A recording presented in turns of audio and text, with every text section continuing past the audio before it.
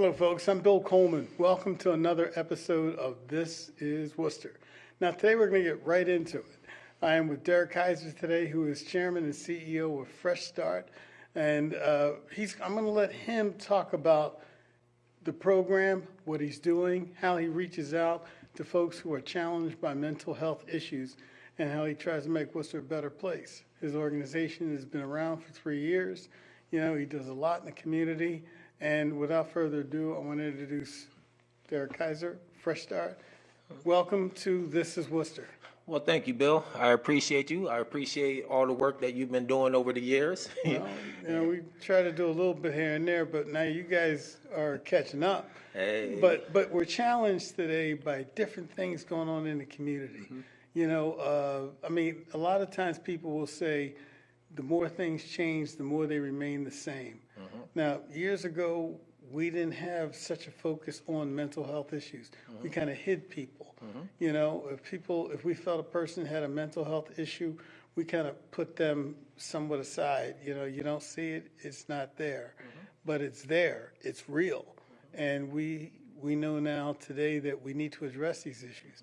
And you've taken the challenge on saying, wait a minute, you know, let me use my background, my experience to reach out to folks so that we can provide some services to people who are being missed by society in general. Mm-hmm. So let's start with you. Talk about your program, talk about how you got involved, and talk about what are the challenges you see in a community, you know, that needs to reach out more, and where are the support mechanisms coming from, and where do we need to create more support and more opportunities for an organization like yourself to reach out and to make Worcester a better place. We're not going to solve all the problems everywhere all the time, but at least we can help save somebody, and we can help save parts of our community that are being left out. Yes, and again, thank you for giving me this platform to be able to speak. My name is Derrick Kiser. I'm the CEO of Fresh Start Wellness Center. And what we do at Fresh Start, we implement mental health programs in the criminal justice educational system. And how we do that through our 4 pillars of self-care, of life skills, community involvement, and intervention and prevention. Our main goal is stopping the trauma to substance, to prison, to homicide, to suicide pipeline. Our mission is building a healthy foundation for the next generation, mind, body, and spirit. And we do that going into the schools, letting the kids know that it's okay to ask for help. We go that by going into the prisons, letting the prisoners know that it's okay to ask for help. So we focus on more of a diversion and reentry. We do a lot of community work within the community. We do a lot of community cleanups and et cetera. But I just want to go back and let you know that not only am I the founder of Fresh Start Wellness Center, but I'm also the co-founder of the first gang here in Worcester, Massachusetts. Back in 1996, I found myself incarcerated in the Worcester House of Correction. I read a book called Happy Jack Burbage about an Italian mafia man that turned his life around and gave his life to God. After reading that book, I got on my knees. I asked God, if he'd get me out of this situation, I promised to change my life around. 25 years later, God kept his promise. I kept my promise, and I've been doing God's work ever since. So that's a quick little rundown of what I've been doing personally, my story. Now tell me something before you found yourself incarcerated, mm-hmm. Okay, before you found yourself, and then you're sitting there and you're thinking and you're reading this book, mm-hmm. You know, and this book had a profound impact on you. What was your life like a little bit before then? Well, my life was pretty hectic, you know. When I was younger, I didn't want to wake up and to say I wanted to be a gang leader. There were certain situations that happened and, you know, perpetrated that made me do what I did, you know. I go back and when I talk to kids and I let them know some of you guys might have been verbally, sexually, emotionally, physically abused. Some of you guys might have witnessed things in your environment that you might not have witnessed. Some of you guys might have experienced some grief or, you know, been adopted or biologically been predisposed to bipolar or schizophrenic from your parents. And all of these situations made you or to the person that you are today. And a lot of that situations and the trauma that I experienced at a young age normalized the certain behaviors that I knew that was wrong. So it created a distorted way of thinking. It made me act in certain ways that I knew that wasn't right, but I didn't know how to, change my ways of acting. So this is where I go engage in more into mental health and trauma piece. Right now, I'm a licensed mental health counselor. I was able to attain a bachelor's degree from Worcester State, a master's degree from Cambridge College to attain my license, and that's how I created Fresh Start Wellness Center, promoting the advocacy about mental health awareness, trying to stop the trauma to prison homicide, suicide pipeline. Man, that's incredible. And every time I hear a story similar to yours about how something touched somebody, where they were able to change their life, it hits me to think that we're not alone out here. I mean, some of us were doing this without a license, without an organization, without funding, and I look at my community work out there of getting things by just asking. If we wanted, we were talking off screen earlier about some of the younger days where I used to help kids do neighborhood cleanups, and we get pizza and we get all kinds of stuff, and some of those young kids, they were reaching out, and I didn't know how they were reaching out, but every time I would show up with a couple of brooms, they would, there was nothing to do. So they'd say, hey, you want to help? Then all of a sudden their friends would come by and say, hey, what are y'all doing? So we sweeping, we're cleaning up. And they say, could we help? I said, yeah. And I said, I got to feed 44 kids, and then all of a sudden I'm feeding 44 kids. Some mothers be out there looking like, what's going on out there? These kids are cleaning up stuff. But we saw some stuff. We saw needles in an empty tot lot field. We saw all kinds of things. But today, it's a little different. Like when you talk about the mental health challenges of people today, and regardless of age, regardless of gender, regardless of persuasion, we just find that, people are reaching out. And sometimes it takes the dignity, somebody to just lay down and put down their barriers to say, I need help. I need help. And I'm a retired educator from UMass Amherst for 23 years, and I sit back and I think of, where I would go into schools, and it was always that one kid that somebody was making fun of, or somebody was bullying, and that person could be just something that could erupt at some point in time, but they had no way to say, I need help and it's okay. See, that's what we got. We got a Just Ask campaign where we go around with people with cards that's just letting people know that it's okay to just ask. Some people got to put away your ego and your pride and get the necessary help that you need. What I call is life situation. We're all going to experience some anxiety. We're all going to experience some depression. We're all going to experience some grief. We're all going to experience some form of normality that's going to make us feel a certain way. But it's who's the individuals that has the resources, skills, and tools to be able to get through that life situation without it drastically negatively affecting their lives. And those are the ones that get the support, that recognize that they're having issues, that recognize that they're having problems. To go back, the second leading causing of death for the ages of 10 to 34 is suicide. Kids are killing themselves at an alarming rate. 10 years old, kids are killing themselves at an alarming rate. I talk about the law enforcement. A lot of people, I've been trying to build relationships between community and law enforcement. And one thing I talk about is the law enforcement suicide. Law enforcement is killing themselves left and right. Look at the police, look at the correctional officers, look at these guys. These guys are trained to be anxiety, depression, to be on their toes 8 hours, 12 hours a day, constantly, year after year after year. What do you think that's doing to their mind of thinking? If they're not being able to ask for the resources and tools to help them, look at our ex-military. A lot of these law enforcement are ex-military, and they experience PTSD. So what do you got if you got an officer with PTSD or a correctional officer with PTSD, and you got an individual from the substance disorder community or an individual with PTSD, and then when they connect, what do you think is happening? So I focus on law enforcement wellness. I focus on our teachers' wellness. Due to this COVID, it brought things to a pandemic level, when it comes to mental health. Our kids are killing themselves at an alarming rate, and it doesn't have nothing to do with socioeconomics, demographics, race, gender. Mental health is real, and we got to put down our biases and our prejudice and our other beliefs, to the side and say, really get the help that these individuals need. Because if you have something wrong with your eyes, you'll go see an eye doctor. You have something wrong with your knee, you'll go see a knee doctor. So if you experience some form of trauma, or if you just depressed or something, you go see a counselor like myself.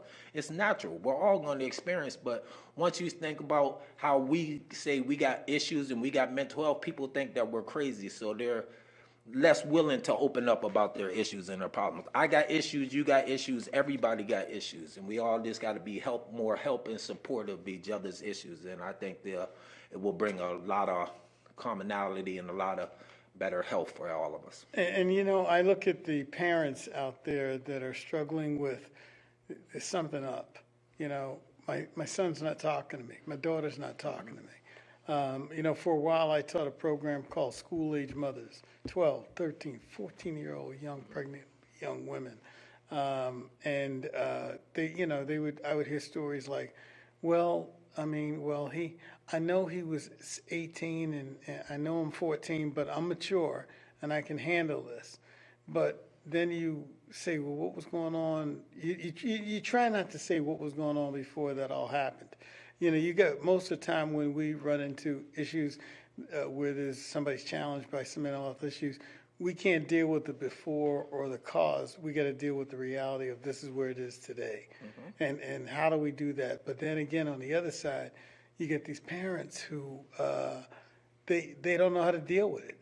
Mm-hmm. You talking about, like you said, it's not any socioeconomic demographic. You got parents who they got a nice home, mother's working, father's working. Sometimes they're lucky enough to have both parents in the house. And then all of a sudden you got a kid that is climbing out the window or escaping at night, and the parents go into the room to wake them up to go to school the next day, and they're gone. Mm-hmm. Right now we have 3 teenagers missing in Worcester, mm-hmm. and they're trying to find where these teenagers from, and they're from good families. Mm-hmm. What's going on? And then and it's nothing new. This has happened over the years, but today, what did I find? It was a few months ago that behind Big Y Supermarket off May Street, they found was a 14-year-old girl shot and killed. Mm-hmm. They find people, people are disappearing, mm-hmm. and then with the help of the internet and social media, people are linking up with people from all parts of the country where they're sending them a bus ticket. And they say, don't worry about it, just get down here and I'll take care of you. Mm-hmm. People never met before, but there's something in there, and people are reaching out. Mm-hmm. But how do we find those systems? How do we find that call for help? Where these kids are waving the white flag saying, I got problems, I got issues. And sometimes the parents grew up with issues. Mm-hmm. See, I was just about to touch on that. A lot of times it's called generational trauma that we pass down. We never recognize because of the stigma already. I have a graph that goes back since the 1950s. The mental health hospitals were up here. The prisons were up here. From the 1950s all the way till now, it's the opposite. We don't even have no mental health, places to put people's in beds. We're warehousing them in the prison system. You know what I mean? We're not focused on mental health. I've been talking to the school, climate board, I'm on all these committees, and I've been trying to tell them, mental health is serious. It should be part of the health curriculum at a young age to be able to tell them to deal with their stuff. We talk about health and, in the schools, we're getting rid of music, we're getting rid of math, music and gym and all these other activities that has to deal with the mental health, the social and emotional well-being, and we're focusing more on the test, how we're educating our kids is doing the whole hampering, just because they got an F, they're willing to kill themselves. Look at these kids at WPI. These are smart, intelligent kids, and they're killing themselves at an alarming rate, not just at WPI, at all these MIT, other colleges. You know what I'm saying? It's ridiculous. And here's the key is that we keep ignoring the situations. We keep saying, oh, it's this, it's that. We got to be more preventive and be more proactive at an earlier age. Give these kids the resources, tools, and skills at a younger age to deal with life situations, because we know we all experience life situations. You know, this is part of the curriculum. Teach them what anxiety is about. Anxiety is this. Teach them how to deal with it. Teach them about depression. Teach them about grief. Teach them about all the situations we know that's going to happen. But what we do is just wait for it, avoid it, try to shelter people from it. And then when it finally happens, we don't know what to do with them because they already experienced it. I'm focused on both. Prevention is one of my key focuses, you know. At an early age, I've been running around here talking to all these kids in school. I spoke to over 1,000 kids in schools, letting them know that it's okay to ask for help, letting their parents know that there's community partners out here to be able to assist you. You know, a lot of these parents don't get the help that they need for their kids because they need the help themselves, and they're not even recognizing it. Some of these parents have bipolar, and they pass it down to their kid, but they never even realize that they have bipolar, and now their kids is acting up, and they don't even realize it because they're acting like their parents. You know what I'm saying? So it's more real, and we just got to let people know it's okay. We got to change how we talk about mental health. We got to change the lyrics and the way we talk about it, just like example in the substance disorder community. We talk about how we change from talking about their drug addicts to diseases and how we utilize the words. When I talk about mental health, I talk about internal health, because if I go to a person and I say, hey, man, there's something wrong with your mental health, he go, man, there ain't nothing wrong with me. You think I'm crazy, you know? So if I say, if you focus more on your internal health, it's how you talk to them and how you relay the message and how you deliver it. So it's a lot of things that we need to do, and it starts, you know, from at home first. You know what I mean? We got to recognize what's going on at home. We got to give these families the support that they need. Going back to what you're saying, down there on Kilby Street when the gangs all started, we got a Boys and Girls Club down there on Kilby Street. We never had that there when I was younger. All we had was a little tot lot. That's all we had. You know, we had to walk miles and miles and miles to get to the first Boys and Girls Club way up there on the other part of Ionic. Yeah. You know what I mean? So what did we have? We didn't have nothing. So we created our own things. And then we watched our environment where the crack era came, where the media came out with all these movies, the rap songs, the media songs, the movie Scarface, Nino Brown, I can list them all, had a big influence on what we were doing at a younger age and impacted our mental health. Now you look at the social media now, you know, these kids are killing themselves because they're not even getting enough likes.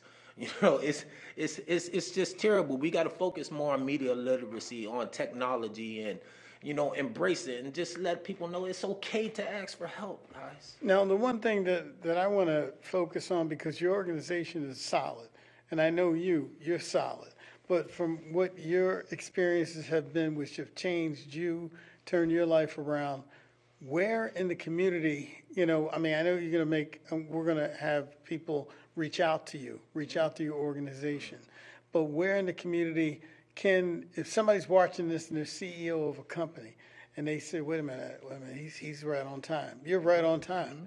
You know, and it's always good to be on time whenever there's something to be dealt with. Let's get some information how people can reach out to you. You know, how CEOs of companies can reach out to you, how those who are responsible, be it they be diversity officers within a company organization, within a neighborhood center, you know, how can they reach out to you to say, I'd love to have you come in and speak with my employees and speak with my teams that are responsible for reaching out into the community? How can they get in hold of you and contact you? Well, first of all, you can go to our website, freshstart508.org. You can go to our Facebook page, freshstart508facebook.com, or you can reach out from my email, d.kiser@freshstart508.org. If you would like to volunteer or if you would like to help, any way that you can help our mission would be appreciated. We are a minority-owned, self-funded, nonprofit organization that's been doing amazing work in the community. Not only we've been promoting mental health awareness, running programs and implementing programs in the educational and criminal justice of mental health, we also were able to attain 367 individuals jobs from the criminal justice and substance disorder community. We were able to get them employment. We were able to give 184 individuals mental health treatment off the streets. We were able to get 67 individuals vocational and educational training just by myself and the staff of 5 volunteer staff. You know, we were able to do this in this past 3 to 4 years. So, you know, we have funding and we have funding opportunities to be able to change people's lives, it would drastically help. You know, so if any way if somebody want to help to improve their workspace or to have lecturers talk to their staff or talk to their community, I'm willing to do that. I spoke to corporates, I done spoke to schools, I done spoke to kids. So wherever I need to be able to assist you guys, and if you guys can assist me back with any type of funding, I'll be willing to. I will thank you drastically. And, you know, the thing is, you've got a great pedigree. I mean, you know, you've been in touch and have spoken with and have collaborated with the sheriff's department, Lou Evangelitis, who was a great guy. You know, he was a good state rep. He's a great sheriff, but he also is aware of the challenges in modern day community that we face. And the thing is, the more we can market and put your message out and the services that you provide, and to say to corporate America, listen, you have a responsibility here, you know, but you have a responsibility. Reach out to those who are reaching out. I mean, you're, you know, privately self-funded, you know, and it would be great for somebody to throw you a bone, be it and I'm just putting this out there, the Worcester Foundation with some seed money so that you can do more. You know, because the challenges that we're talking about are challenges that need more. You know, so let's see if we can let people know that. You know, one of the posters that you had up there was a poster that said, "Just ask." We want people to just ask Fresh Start. Just ask, because you know, I mean, you know, the statistics are out there, and I mean, we scratched the surface on the reality of statistics that we have to deal with. When you talk about 10-year-olds committing suicide, when you talk about the PSD stuff coming from soldiers returning back from military service, from police officers becoming down and depressed, going home and taking that to their families, where they're working the streets every single night.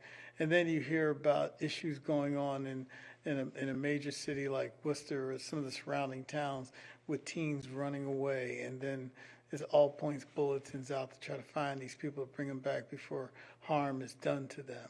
You know, we want you to just ask for help, and Fresh Start is an organization that can provide you with some reality checks that people need to do. You know, but now let's talk about some of the programs, and we can reiterate and go over the things that you've done.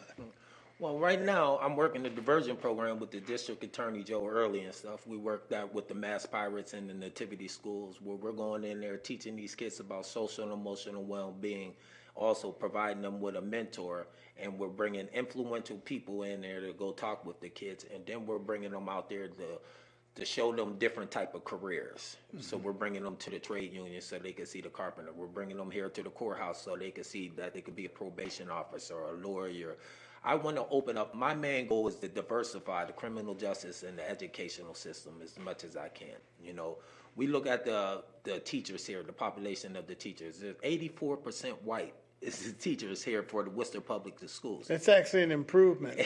84% white, but you think about it, 40% is Latino, right? 29% is white, 17% is black, and we got 84%, you know, Caucasians as teachers, 77 police officers white. So if you look at all these systems, the majority of them are white. So we're not just saying that, you know, all white people can't teach these kids or can't relate to these kids, but they got to have options of different type of cultures and different type of availability for these individuals. Now, and if you look at these systems and if you say there's nothing wrong with that, then there's something's going wrong. Oh, when you look at it statewide, as a member of the Massachusetts, as a member of the Massachusetts Teachers Association, we're looking at 5%. 5% minority teachers in our public school system. That means 95% are white. I don't knock that because, you know, some of these teachers, if you bring up these statistics, they say, well, you know, I'm married to a minority. Oh, good for you. I mean, you know, in a good way. You know, I'm glad you are, and I'm glad you understand what the issues are. But even young bloods that are living in predominant white, you know, environments, you know, they're having you have a tough time because you're the only one there. You know, I mean, I went to Catholic schools growing up, but I was oftentimes, the only brother in the classroom. And anytime and back in the day when we was talking about Africa, like people had bones in their noses and stuff, and people would look at me and I'm going like, yeah, you got a problem. But then after school, we'd be trying to take care of the situation, trying to educate people in a wrong way. But today, we have to challenge ourselves because we want those young kids today that are experiencing this to become teachers, to become mental health workers. Right now there's a big push to get social workers involved in our public school systems. Well, if I could touch on this, like I'm saying, when I'm going back on the careers, I've been trying to introduce these kids to the career, minority kids, based kids, to earlier careers at a middle school age, at an elementary age, because it's too late once they reach high school, because they already seen all these different type of things. We look at diversity and we look at this thing. I challenge the Worcester Chamber of Commerce of their hiring practices. I challenge all the businesses. When I was on an equity conference over there at the Worcester Chamber of Commerce, and I was challenging the business people about their hiring practices. Do you really want to hire a black person or a Spanish person or a minority person? Because the way you're trying to hire them, the way you're advertising it, isn't reaching them. So when people talk about the system is broken, I say, no, the system isn't broken. It's working perfectly fine for who it's meant to be working for. There's not no just out of the blues that 4% of the teachers are here are Caucasian. It's not no out of the blues that 77% of the police force is Caucasian. They make a good living. The union makes a good living, 77% of them. You look at all these system places where the jobs are available, but who are they available to? And then you go back to the minority community, and then I ask them, I say, what do you want to be? And the majority of them say an athlete or an entertainer, because that's all they really think that they could be, because that's what the system made them for them to think that they could be. So it's a whole holistic, multi-systemic way of viewing this type of thing, But I tell people, I say, you can't sit up here and blame the system, because there are ways to get around it. It's only obstacles. We have more obstacles than white Caucasians. You know what I mean? But it doesn't prevent you from getting you where you need to be.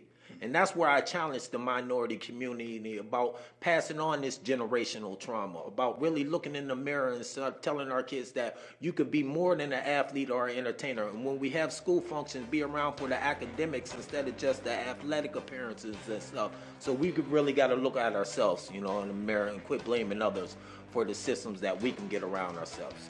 Well, I got to tell you, and if you could, I'd like to do a part 2 on this. I would love to. So hold still on this. But this is Bill Coleman, and this is Worcester. And, we had this intense conversation, which we're going to continue.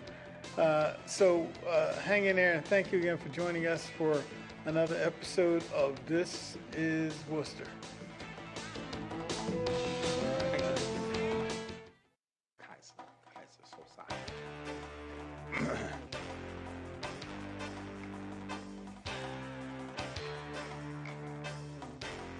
This is when I was 359 pounds. Everything will change. That's why you're alive, brother. Yeah, believe me, it's tough. 9 months in the hospital. Hi, folks. I'm Bill Coleman. Welcome to another edition of This is Worcester. This is kind of a part 2 edition.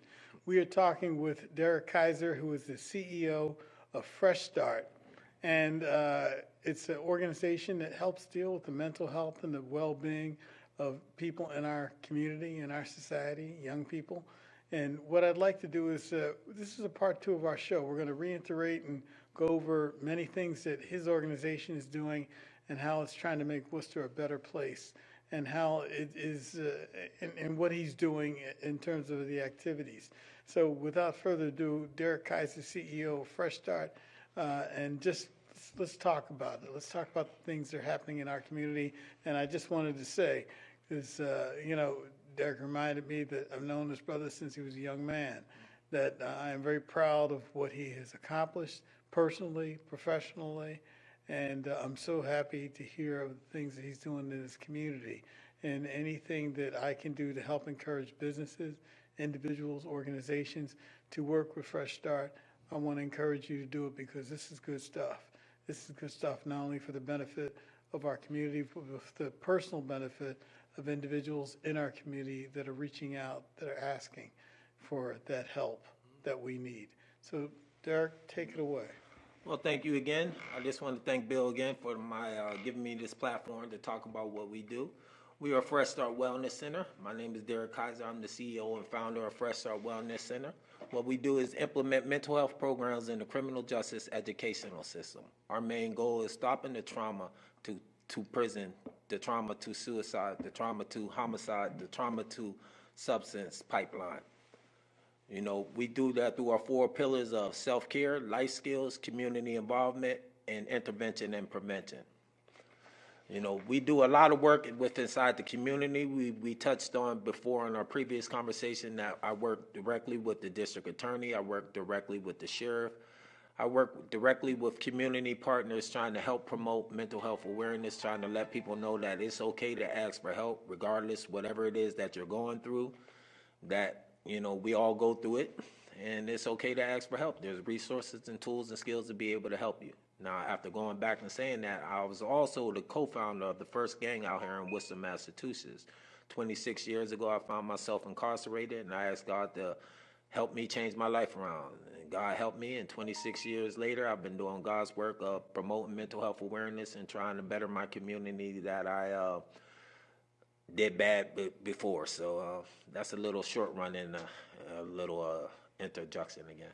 Yeah, I don't want you to think that whatever you did bad. It's just that, you grew up, and the resources that you're providing for our community today, we're not there. We're not there. And had we had those resources, then you could be doing even greater stuff, But the whole thing is, one of the things that we talked about the brothers that are gone, that you knew, having somebody die in your arms, realizing that there's a better way. There is a better way. And the whole idea of asking for, just ask. But reach out, be it 800 numbers, be it all kinds of stuff, and I don't know, there's not enough as a teacher, I'll always be a teacher, but as a teacher who's taught students who were challenged, as a parent who have known, all the kids came to my house, they came to my neighborhood. Mr. Coleman, can you make us some chicken wings? Can you help us do this? Can you help us do a neighborhood cleanup? Parents will say to me, my neighborhood, the reason why we're this is our neighborhood is so nasty and dirty and the streets are never cleaned. And I would get out there with a broom, several brooms, and start cleaning up neighborhoods and rakes. And people would say, oh, is that what you got to do? I said, that's all you got to do. I mean, be it the old Tom Sawyer thing where you get out there and start painting a fence and your friends come by and say, boy, I'm having such a great time. You want to help? Well, I did that in several parts of the city, and people were like, wow, all you did was get out there and start doing stuff. And I said, people are willing to help a good cause. Fresh Start is a fabulous cause. I'm just thinking of the lives that you will influence and the lives that you will save. And if we save 2 or 3 lives that are about ready to go crazy, I mean, we have right now in our community, and one could check with the Worcester Police Department, you can check with the DA's office, the runaways, the kids that are running away from home, hooking up on social media, hopping buses because somebody sent them a bus ticket, and they have they have no idea of what they're getting into. They just feel the need to get away, and that's where the mental health challenge comes in. And the parents who are struggling with the whole idea of, I don't know what to do, but I don't know who to ask. And I don't want to be like, I never forget meeting a young parent who said to me, look, I'm not a punk. You don't act right, I'm going to kick his butt. You say, no. There's something you're missing there. But what do you say to a 16-year-old dad who, the father says and the mom says, were you a failure? There's no such thing as a failure. You know, there's not one. I've never met a child that couldn't be reached if there was an opportunity to reach that child. You know, and that's what organizations like yours can do.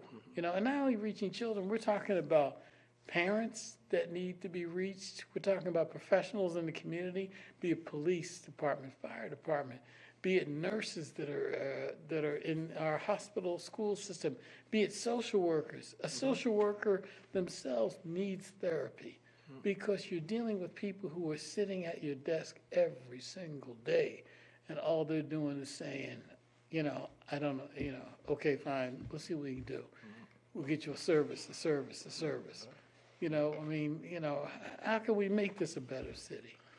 Well, hey, it's getting better. I'll tell you that. It's getting better, but slowly but surely. But I want to go back into the days when you came around, Bill. I was going to tell my age, but around 35 years ago, Bill was right. He used to come around to Kilby Street in the places that nobody else wanted to go.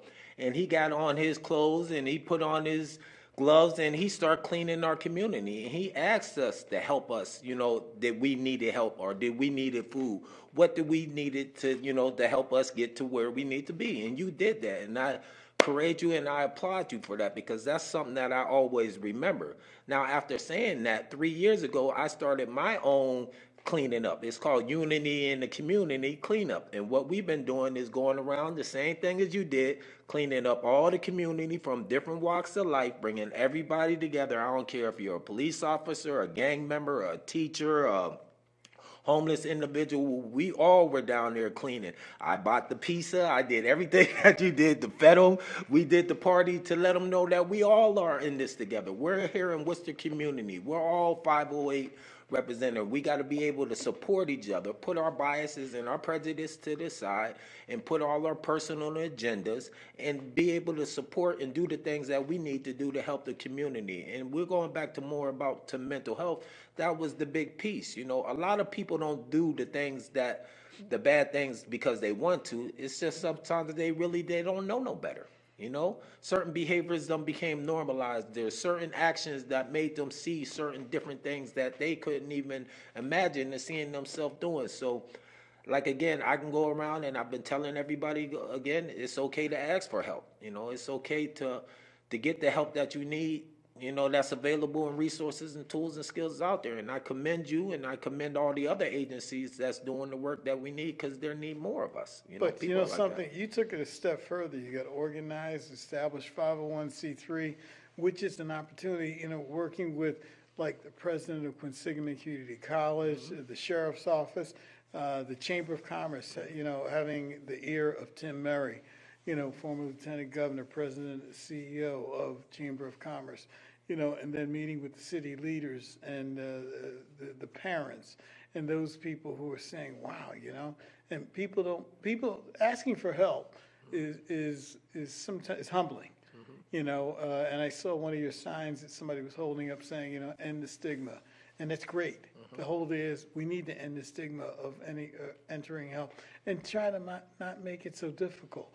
You know, what I was doing, I was frustrated because, you know, kids they had no place to ask, you know, and like you say, in the old neighborhood down Kilby Street, there's there's Boys and Girls Club. And I tell you, I've been down there. I've been down there with police officers. I've taught classes on nutrition down there with the kids, and to see these kids having such a great time, and you see them go through life, you know, some with personality, some without, and then they grow, and before you know it, they're adults, and then they go back, and then they see all the other kids going through the same steps. But, you know, those kids, we're not burying those kids. You know, we're giving those kids a step up in life. And we're letting them know that you can grow up, you can be somebody. And then, but the whole thing is, it's like Smokey Robinson would say of the miracles, when you get off that elevator, send it back down. Bring somebody along with you, you know, and, you know, reach out so that people know that we celebrate life. You know, we celebrate the successes, we celebrate the challenges. and we just don't want to unnecessarily bury somebody, or we don't want somebody to feel that they have nowhere to turn, because you have a place to turn. You always have a place to turn, and that's the problem. Like you were saying before, there wasn't no resources and tools available for us back in the days. And then here you are now, you have resources, but how really available are they for the individuals? Some individuals don't even know what programs are available out here, and then they're limited to only 15, 20 kids when you need hundreds and hundreds of kids that need these programs. So there's so many other community partners that's in similar situations like myself that's not getting no funding. We're getting overlooked by these bigger organizations because they're getting main funded from this community that they've been long-term getting funded. So what we're doing is trying to ask, we need help. You got community individuals in the community that's doing amazing work, not looking for credit, just looking for funding so we can be able to reach more of a masses to be able to help their situations and in their lives, So whatever you can do to help our situations, because like, again, when you're talking about murder and people get buried, these are 12 of my friends that got murdered on my arm. All 12 of them got murdered on my arm. 2 of them died in my hands. My best friend died in my hands. Stuff like that stick with you. You know what I'm saying? So when you talk about post-traumatic stress, yes, I have post-traumatic stress. Do I suffer from post-traumatic stress? No more, because I've acquired the skills and the tools to be able to get me through it.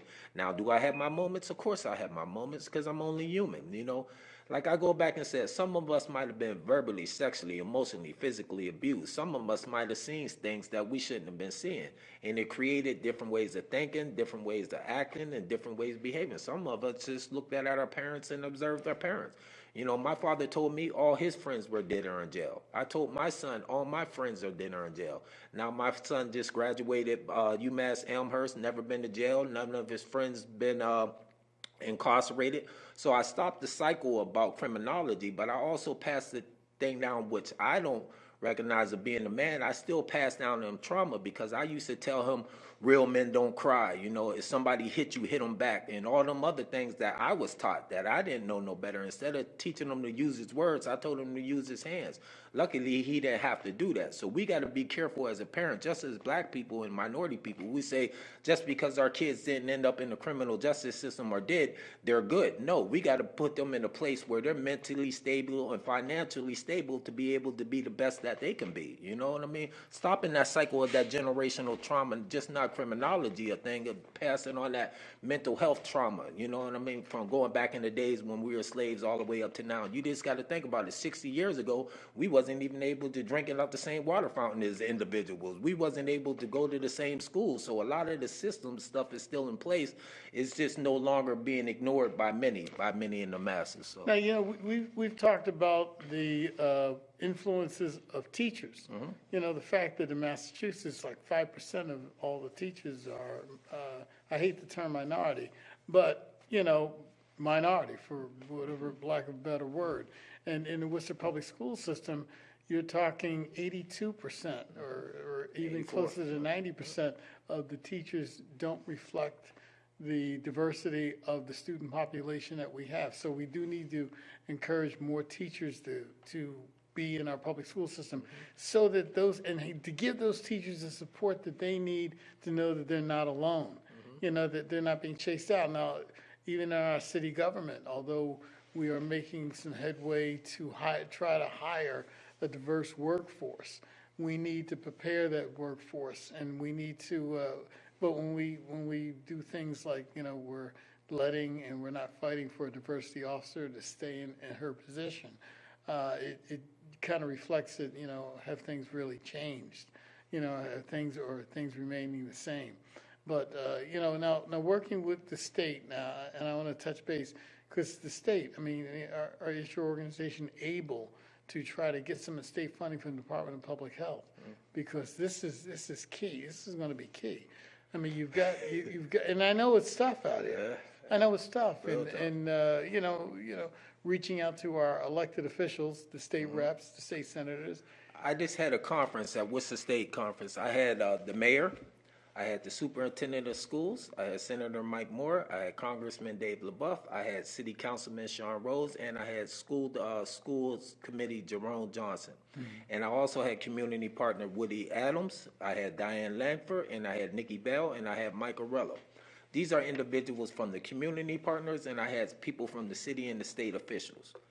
This isn't the first time that I met with the city and state officials or trying to acquire some fundings or trying to enhance how can I improve my programs. They know what I've been doing out here. They know the work that I've been doing because they see it. They thank me all the time. But all the thanks and all the seeing it and all the applause is good. I need funding to be able to do what I really need to do. And that's what they're not providing now. So you got the ARP and you got all this money that's here for the city. You got money that's going to mental health. You got money for violence. You got money for substance.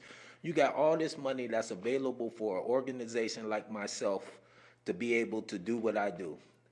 But I probably won't even see none of that money because it's already allocated to the individuals that they know that it's there for. So hopefully we can be able to change that with shows like this and keep putting the pressure on the city to let them know that there are agencies like ourselves that's doing amazing work out here that need to be funded so we can reach more of the masses of people. Now, I'm thinking, the partnership that you have with the district attorney's office, and the partnership that you have with the Chamber of Commerce, those are two key organizations that could help segue into a state funding program. And, this is where you can be as diplomatic as you can, but it's going to be programs like this where somebody who's watching is going to say, I need to make a phone call. We need to fund this program. We need to fund this organization. You've done everything and more than you have done, all that you've done. Where's somebody going to throw you a bone, And I know somebody wants to. But Diane Langford, the people that you are mentioning are key community partners. Have you had the chance to sit and talk with the city manager? I had to talk with the city manager twice, actually. All right. And it takes some time. It takes some time. It's 4 years later. You know what I mean? Okay. So Ed does an amazing job. I'm not going to sit up here. I don't talk bad about nobody because everybody got their own issues. He did an amazing job, but a lot of people ain't benefiting from the job that he did in this community, and we know that, and he knows that. Yeah. So it's up to Ed to start being able to provide the individuals that's being able to assist them individuals that's not benefiting from his, new city to be able to help them. And that's what I think he's lacking on right now. You know what I mean? And that's my only thing. But Ed is doing an amazing job in that aspect of thing. But one thing when it comes to the police, this is something different with Ed. I think the police has a little bit too much influence on what goes around in the city in regards to programming, who gets assistance and who gets help. Well, I got to tell you, only because I've met with many of the police officers and the union people. So, you sit down and you talk to the police union folks, and they feel they don't have enough. They feel that, they make suggestions. They make suggestions on what they see on their statistics, and the people who can have some influence on their suggestions don't listen to them. So they feel there's a lot of people, like somebody is basically telling one group this, one group that, and it said divide and conquer type of thing, where in the process we suffer, our community suffers because what's being suggested is not being here. And you'd be surprised if on the other side, what they're suggesting and bingo. I'm with you. So totally right. So I find myself a mediator, right? So I go to the police and I go to the sheriff and I go to the district attorney and I go to the city manager and I say to him, listen, I know we have a different agenda, but let's work what we can agree upon. And then between building that relationships, then I might be able to change your voice of things, or you might be able to persuade you, or vice versa, to see it my way. It's okay to agree to disagree. Let's just not be disagreeable. So I've been open, and I haven't spoken one bad thing about the police. Matter of fact, the chairman of my board, the president of my board, is the police officer, Kenny Davenport, the head of internal affairs. So here we are at a police officer, the president of my board, lawyers, So I'm trying to collaborate and work with the law enforcement. My main goal is building relationships, but because of my past history of me being a gang member, some people don't forget. You know what I'm saying? So I just put that to the side, but it kind of stops the movement. So that's what I talk about that. But I'm more of a mediator. You can't blame nobody. And what I don't like about the union, see, this is what I feel about the unions. The unions, all unions, stop a lot of movements. I don't care if you're talking about the teacher unions, the carpenter unions, the police unions, and everything else. They need to wake up and they need to do a reevaluation of what's really meant for. They're for the people that they work for. And if you look at it, the majority of the unions, they're not even really assisting the minorities or elevating their platforms to be able to get in their own platforms and get their jobs, their self. You know what I'm saying? So it's more, I think more of the unions. I'm not anti-union. I'm for the workers. I'm plus the workers. But I'm thinking they're the ones that's preventing a lot of change because like Stephanie said, the diversity lady that left, the system isn't ready for what she's talking about. Stuff got to be broken and revamped and turn new. If you really want change, it's time to change and wake up and just say, the city manager, this shit ain't, excuse my French, this ain't working. You know what I mean? This stuff isn't working. So how can you change it? You got to really take them drastic measures. See, I talk to all these, the system isn't broken. The system working fine for who is supposed to be working for. So, but you need a person that got a powerful position, like a sheriff, like a district attorney, like a chief of police, like a city manager, that's willing to take them challenges, that's willing to bust down them doors, regardless how it's going to affect them personally. You know what I mean? And that's what I try to thrive and I open out my hands for, is looking for them, searching for guys. We could just take these pieces apart, part by part by part, but you got to have the courage to say, yes, we really want change. And a lot of these people within the cities and these certain systems really don't want, because that self-preservation is a MFer, Well, the other thing is people like to play it safe. We know that we can have incredible opportunities, but, I go back 40 years of, almost 50 years of community service. I first ran for office in Worcester in 1979. It's kind of crazy, but, it's like, here, 50 years later, here I am, and a lot of the things, that were then are now, but you think it was tough now. Back then, I didn't even ask. I stopped asking, and then I said, okay, fine, I got this. Yeah. And then I would get something done. There'd be a piece in the paper about it, and they said, how do you do it? And you're going through that same thing, he self-funded the whole bit. And how do you do it? And I'm like, but the issues are, back then we hid issues. People made it through. You see people. I'm so proud of your son. I'm so proud of your son. I'm so proud of you as a father to be able to see that. That's incredible. But I'm thinking today, there's grant funding for the Department of Mental Health through the state, which is good funding. Because I've worked with people in Springfield, Lowell, New Bedford. I've worked with them where they've gotten state funding. It took them a lot, but some of that was segueing by going to the state representatives. We got Harriet Chandler still. Say, hey, I need to get some funding. The state reps on the state level can get this stuff done, but locally there is enough money in Worcester through the Worcester Foundation, even going to Clark University. And having there's Vice President Foley out there who could do a segue to say, you work with the Graduate Department of Marketing for Clark University, and to have some of those graduate students working with your organization, and their whole job is they're making phone calls to all these little grant fundings. The Worcester Historical Society. You think, how could it be a partner with the Worcester Historical Society? Well, the Worcester Historical Society has pictures of all these community organizations that's happened over the year, but a word from them when you look at their board of directors to say, hey, this program, Fresh Start, needs to be funded. And like you say, yeah, it's tough. Everybody plays it safe, but you got to break down the walls, the barriers that have that prevent things from changing. Worcester does not like to change. Worcester likes to say everything is fine. Right now, I talk to young people today trying to get an apartment. $1,500, $2,000 a month. You know, what are you going to do? I look at the kids in public housing who grew up in public housing thinking they can't own a home. You know, there's different things going on. We've got 2 minutes. And what I want you to do is I want you to, you know, put it out there how people can get directly in contact with you and your organization. Okay, we know what you're doing. We know how you can do it even better than what you're doing. And how can people reach you? We can do the websites a whole bit. There's a phone number. You know, put it out there. I'm going to give you the last couple minutes. D.Kiser, freshstart508.org. That is my email. You can go to our website, freshstart508.org. You can go to our Facebook, freshstart508, facebook.com. But here's what I just want to leave you guys with. I just want to let you guys know that we're all in it together. We're all in it together, no matter what your color, your socioeconomic, your demographics.